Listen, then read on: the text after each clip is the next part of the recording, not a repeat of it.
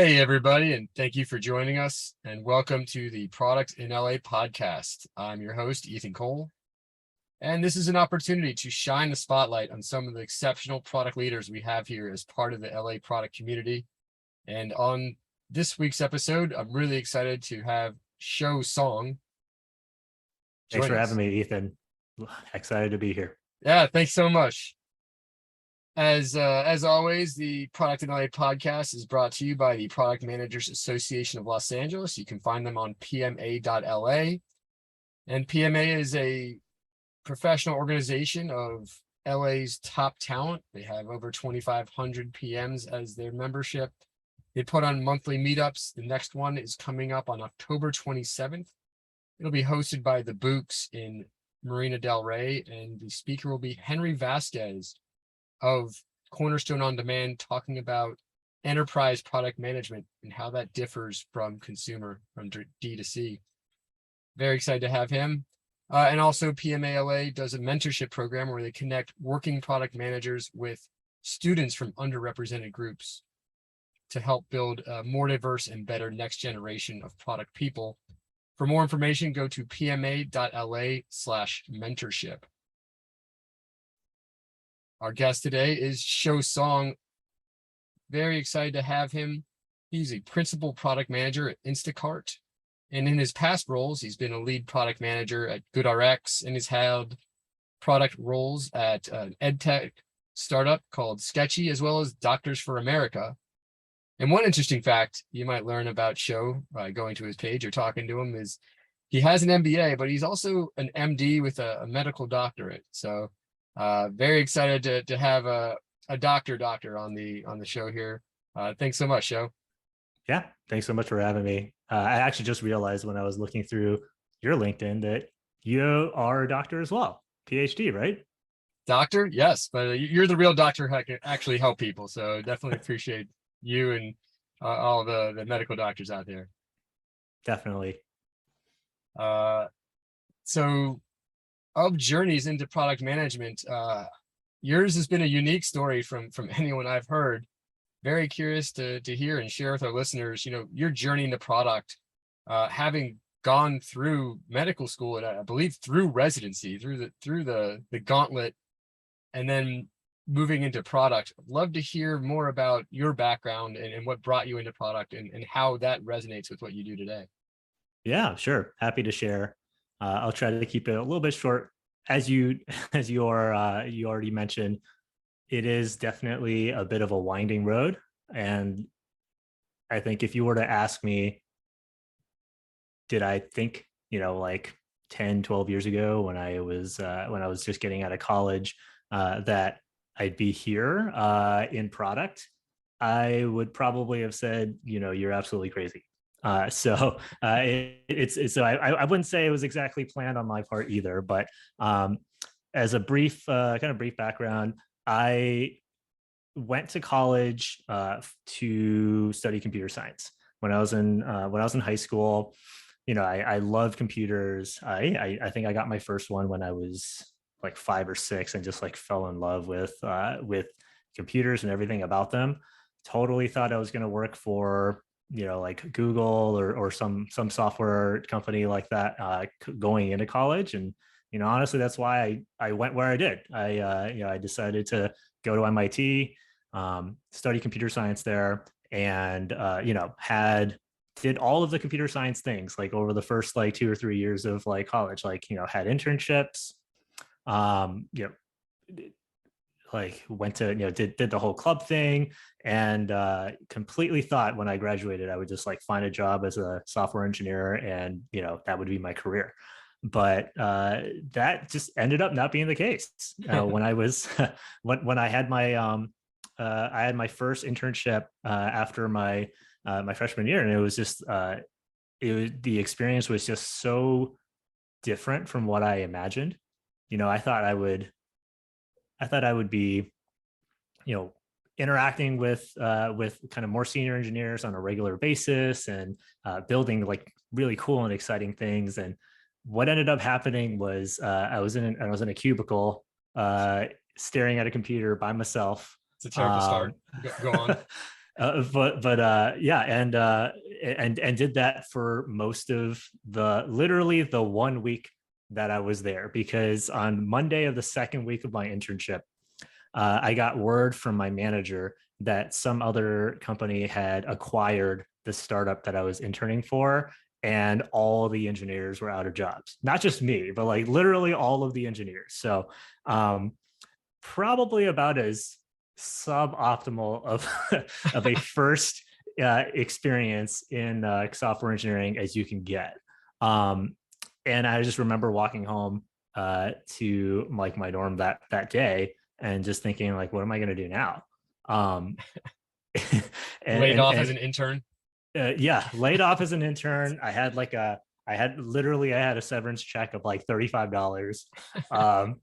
It was and I really had, I mean, more importantly, had nothing to do for the rest of the summer, and kind of like looking ahead, really like didn't know what I was going to do in the wake of this experience in terms of like what I was going to do for my career. So I sat down and thought really long and hard about it, and that's when I ultimately decided that I was going to do something different with coming out of college, and settled on medicine as being this optimal combination um, of kind of scientific thinking and being very like deliberate and structured in how you go about understanding what you need to do.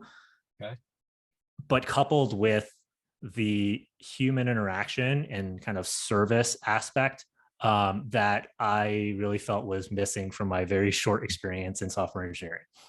And that's how I ended up going to med school. I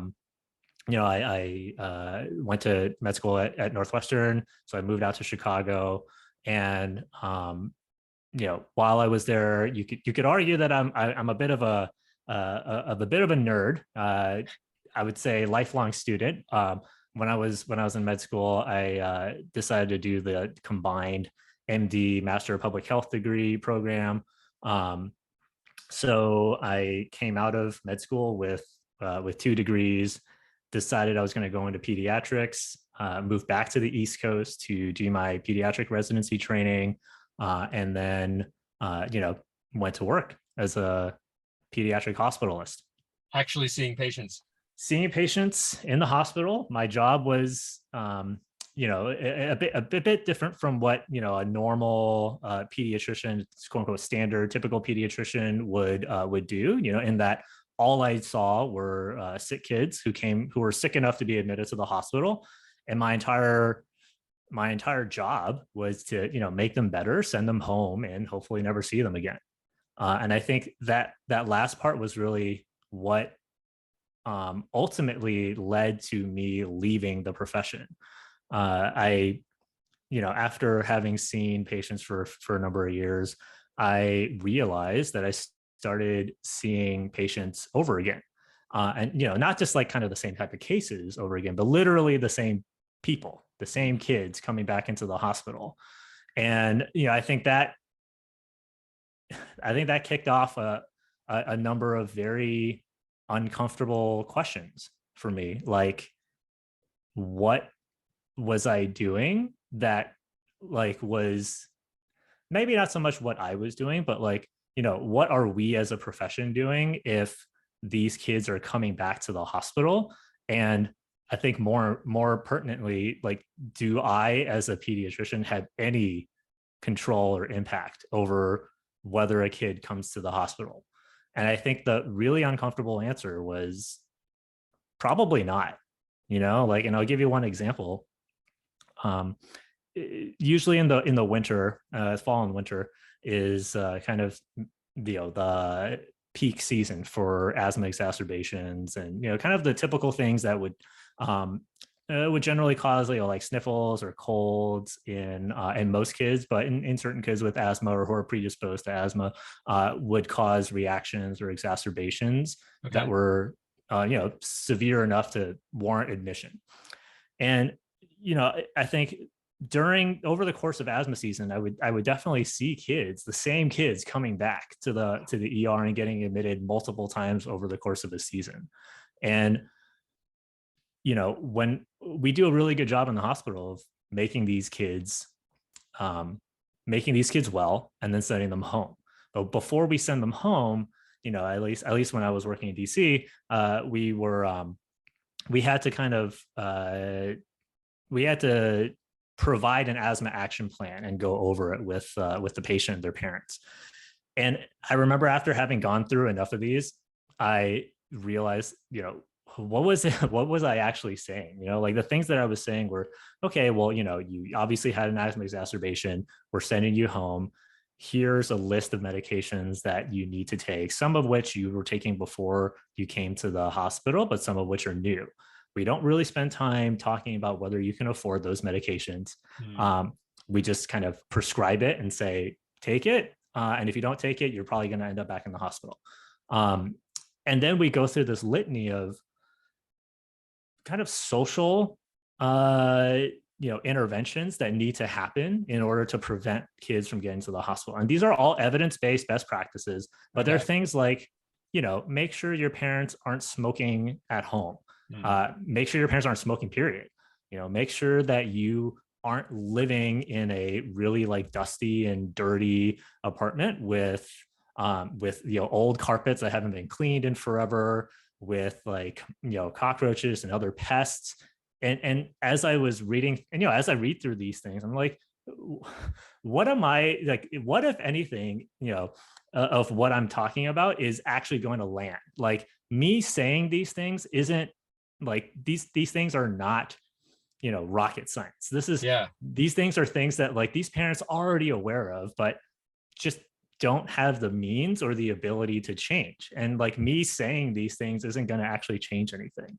And that was really, I think, the moment that, where things started to change. And I won't say like, the next day I decided, hey, I'm going to like quit medicine and do something completely different. But I will say that kind of started to sow the seeds of, of burnout and demoralization. And it ultimately ended up with me taking a bit of a sabbatical.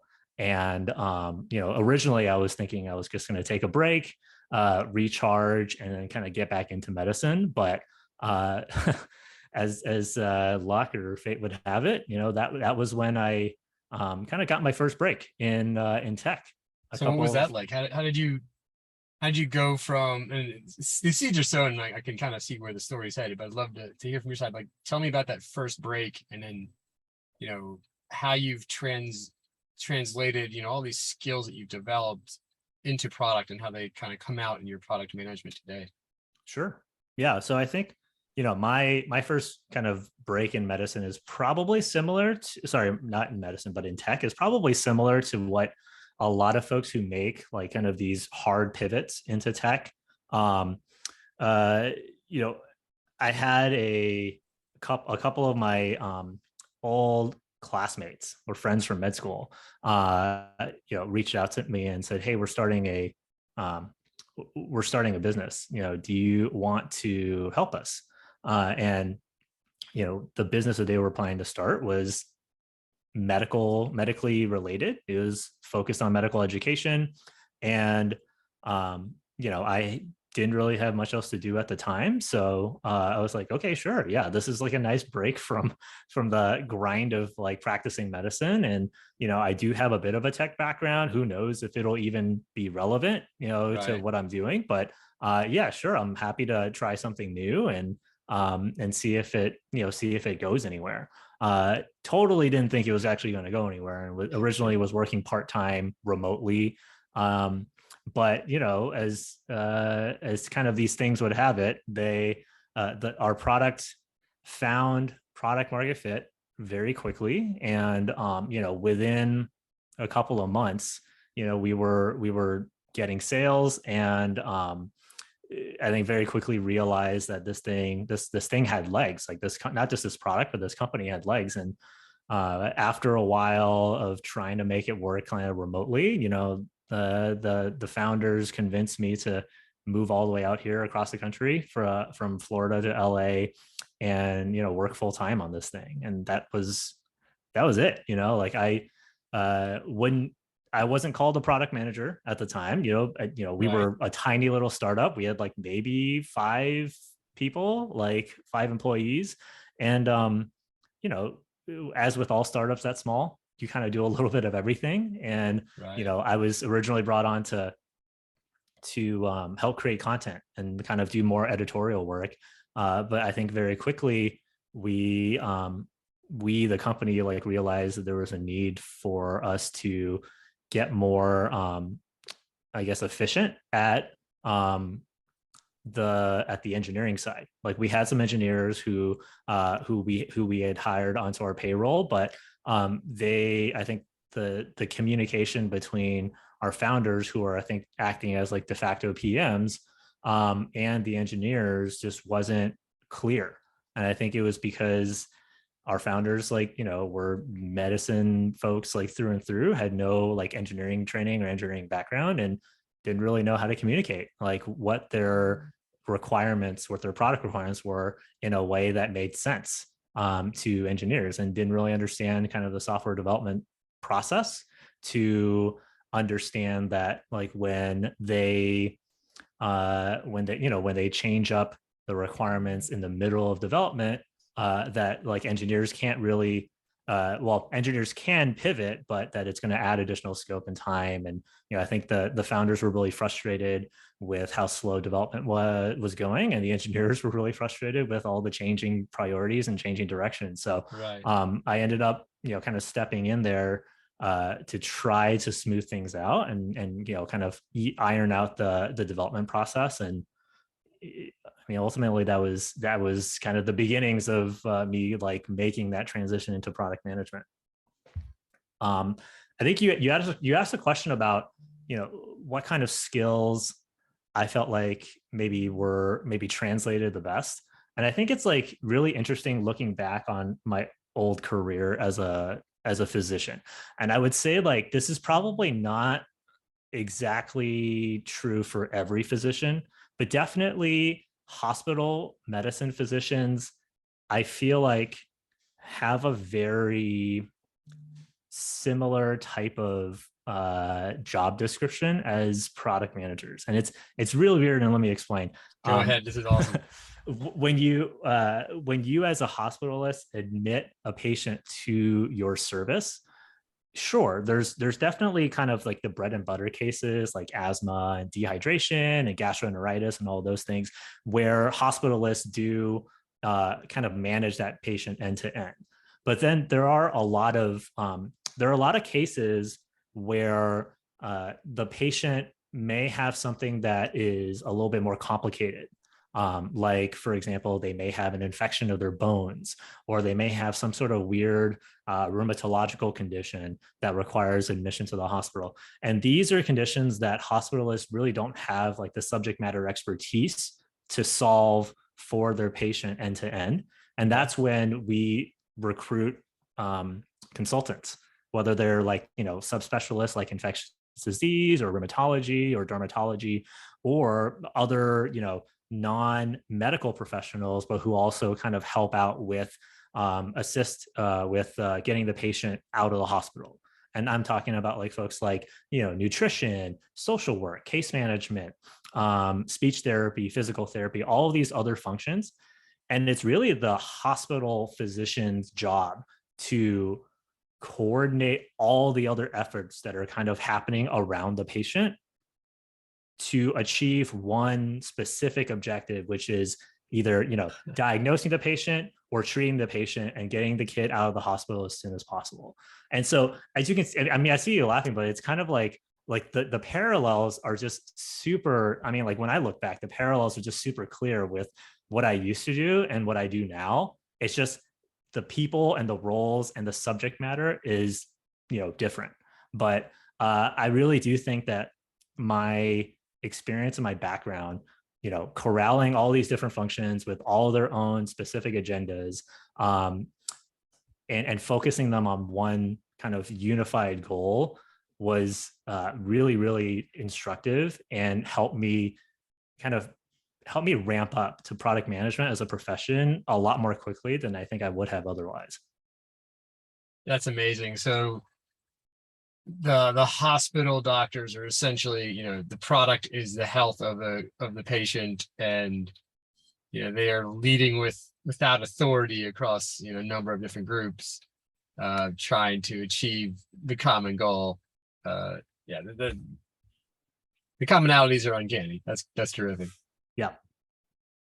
And then you spent some time at GoodRX. I imagine that your background in medicine helped there, or would be surprised at it, which way, or is that something where it's like, okay, this is terrific. Like this is kind of wheelhouse. This is like things coming together, and really, advancing your product skills because you have that deep medical background. Yeah, and I think I will definitely say that, like GoodRx was my first true like PM role, because like I definitely had kind of product related responsibilities at Sketchy, but we were so startup-y that it wasn't like a formal kind of job description. Whereas when I was recruited to join GoodRx, it was as a product manager, Yeah. with in a kind of in an environment or an organization where product was like relatively well defined. I do think that my subject matter expertise, kind of basically being the one and only product manager with a medical degree, helped me transition into that role. And I think for the first few months, as I was getting my feet under me and understanding how product is built at GoodRx, that medical background and expertise really helped me to contribute, I think more quickly than I would have if I were just kind of starting up as any other PM. And one fun anecdote that like I like to share is, GoodRx is all about, helping people save money on their prescriptions. And you would think that like as a company that was focused entirely around prescriptions, that most of us would know how to pronounce most of these words, but Okay. these are like very difficult words to pronounce, There's some and very long ones. Yeah. very long ones. And I think the one that the drug that we always kind of like to use internally at GoodRx for like kind of the standard or typical medication is atorvastatin, which is a high cholesterol medication. It's also known as Lipitor. And I remember being shocked when I got there, like at how few people knew how to pronounce the word atorvastatin in like meetings. So I think like a couple of weeks or a couple of months into work there, I was like, okay, like I just need to set up some time and invite basically the entire company and just say like, hey, if you're interested in like actually learning how to pronounce these words correctly, like I'll just like host like a 30-minute session where we just like walk through how to pronounce these drugs, like where these names come from, and hopefully, make it so that if any random employee at GoodRx were, interviewed on camera, that they would actually be able to pronounce at least one prescription name. And so, it was like kind of like little things like that helped me build credibility like really early on when I was starting, and it helped at least give me that runway to ramp up as a PM before I dove into my my first big project there. That's absolute gold. And just thinking in terms of for someone who's interested in getting into product management, having deep technical background or industry knowledge in an industry, trying to find a PM job in that industry, to your point, someone who does that, even if you're learning the ropes for product management, being able to have the ability to understand, maybe the industry without having to learn both product management and the industry at the same time. And I'm thinking back to my own, journey into product where I had to learn both at the same time. Man, that's a terrific thing to point out to folks who are up and coming into product, or as folks are trying to mentor others to get into product. That's phenomenal.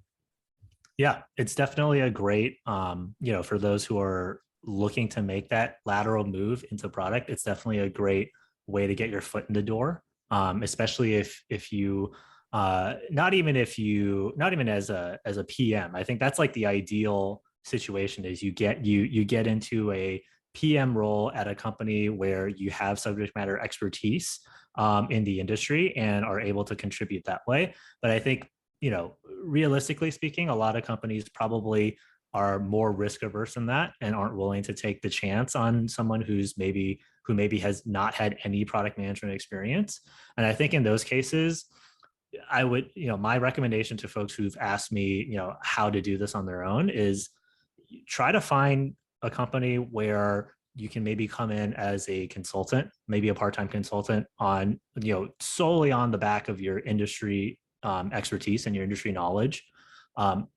Show that you can contribute meaningfully to that company's success, and then start having a conversation once you've actually become a proven entity about how you can turn what you've done so far into a position, into a product management role at the company full time.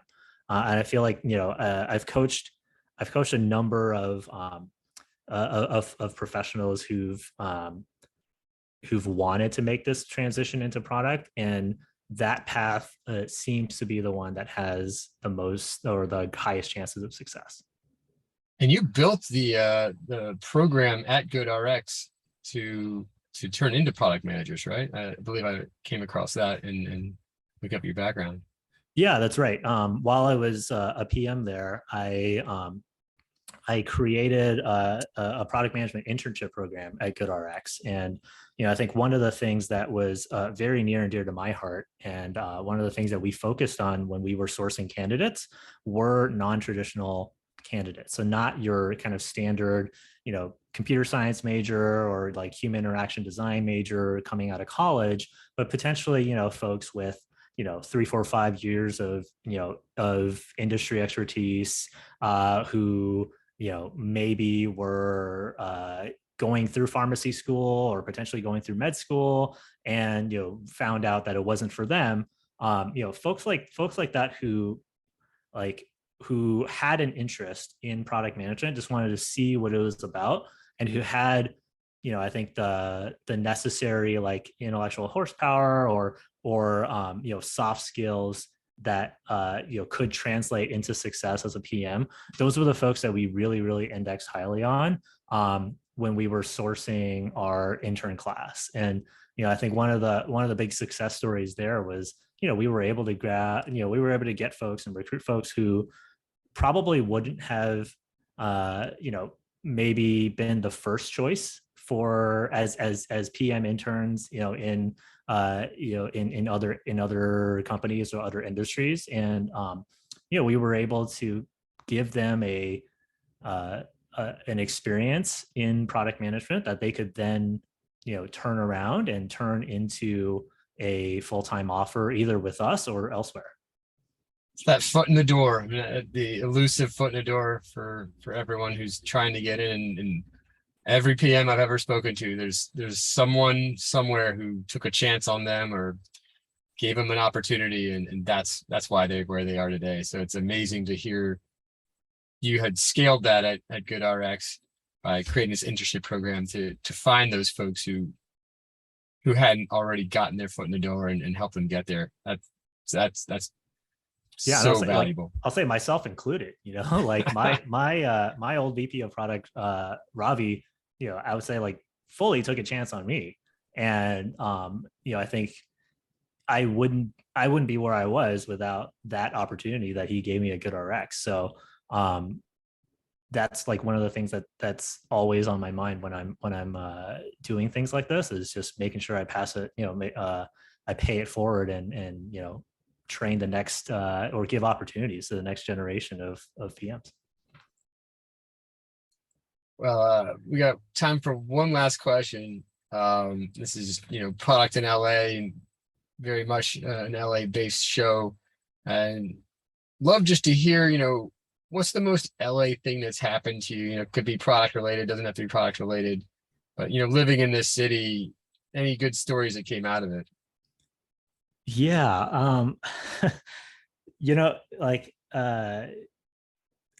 for the first like 4 years of my time in LA, because I moved there out in like 2017. I lived downtown, and I think the most LA thing is like I had no idea just how many car commercials were filmed in LA.